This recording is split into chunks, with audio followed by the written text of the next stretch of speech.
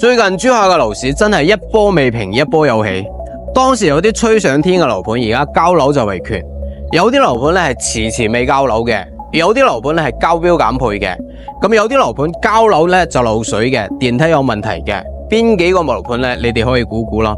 每一件事咧都足夠轟動成個珠海嘅，只係有啲嘢咧係大家唔知嘅。今日家興就借呢條片咧話俾大家知咯。再過10幾日咧，珠海嘅樓市將會驗證3個真相。至於家興講得啱唔啱嘅話，下個月咧就可以見分曉。呢3個真相啊，每一個咧都會觸動好多人嘅利益。我知道我發呢條片出嚟咧，一定會俾好多人鬧。朋友們啊，可以先點讚同埋收藏起身咯。我會將珠海從而家到年底所有要發生嘅事，全部都爆出嚟講俾大家知。咁第一個真相啊，就係珠海而家有好多二手房嘅房東咧，一個月降3、4次價都賣唔出去嘅。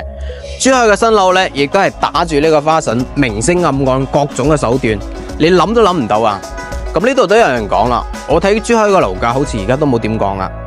朋友們啊，你睇到嘅全部都係網上嘅掛牌價，你隨便打聽一個小區嘅真實嘅成交價，你睇有冇降咯？而家珠海每一個小區嘅成交價都隱藏得非常之深，就怕俾一套樓係拉低成個小區嘅房價，甚至有好多根本就唔敢話俾你知真實嘅成交價到底係幾多。點解呢？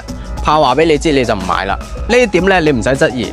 你睇下而家各大平台係咪隱藏咗呢個成交價？你係睇唔到嘅呢？其實我每一日都睇內部嘅數據，比大家更加清楚。所以買樓啊，千祈唔好俾呢啲表面嘅現象同埋虛假嘅信息所蒙蔽啦。新房銷售講句良心話啦，就係今年4月份呢好咗1個月，一到6月份啊，有啲樓盤已經開始暗箱操作降價賣樓啦，只係你自己唔知啫。有啲樓盤呢，佢係喺度回收呢個折扣，但係價格往往都唔係公開透明嘅。呢度咧就存在好大嘅信息差，所以底價絕對係深不可測嘅，一人一價。大家買樓啊，如果你連底價同埋最新嘅優惠你都唔知嘅，到最後你發現你買貴咧，呢個係太正常啦。咁真相二咧，我建議所有買新樓嘅人咧，一定要參考3樣嘢。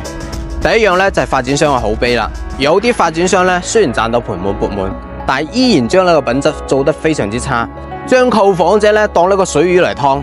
咁降價就肯定必降標嘅，有幾多維權嘅，大家都應該睇得到啦。呢個漏水啊、發霉啊，呢啲咧就係教訓啦。咁第二個買新樓啊，一定要選大品牌嘅開發商，國企同埋央企優先。第三個，盡量選擇呢個即將交付嘅新房或者現樓，安全排喺第一位。尾盤嘅折扣同埋呢個底價會更加之香。真相3啊，有好多人咧就去新房嘅售樓部嗰度維權。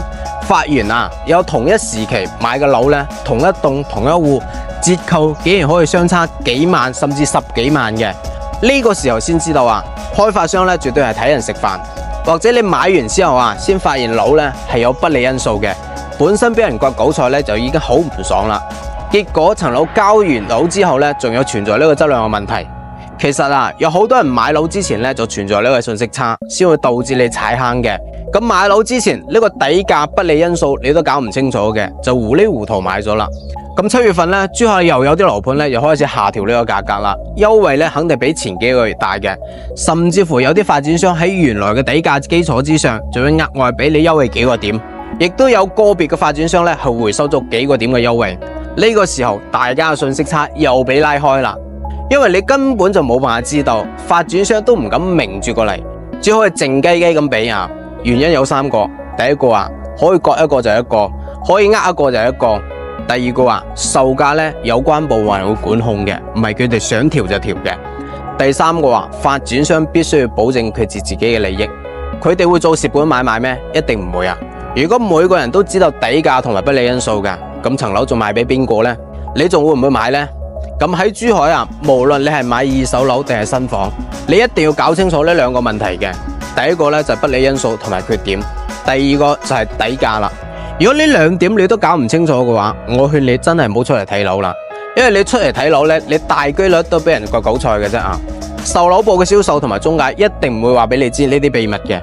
如果你今日同家興呢條視頻點咗讚嘅，關注咗家興嘅頻道嘅，我免費送你一份珠海樓市嘅避坑白皮書，可以右上角掃描家興嘅 WhatsApp 二維碼，後台私信家興就可以免費領取資料，包括新房最新嘅底價成交表、100幾個樓盤嘅不利因素、板塊嘅避坑指南同買房嘅攻略，入邊有好詳細寫到每一個樓盤到底有咩不利因素，底價到底係幾多？家興知道大家而家買樓太唔容易啦啊！又要上班咯，又要湊細路仔啊，又要房住中伏啊，怕買貴啊，怕買錯啊。今日呢，我就打破呢個行業嘅信息差，等房價更加透明，信息更加通達。驚買貴、驚買錯嘅，怕中伏嘅，想聽真話嘅，記得關注家興嘅頻道，可以幫你喺珠海買樓路上避坑嘅人。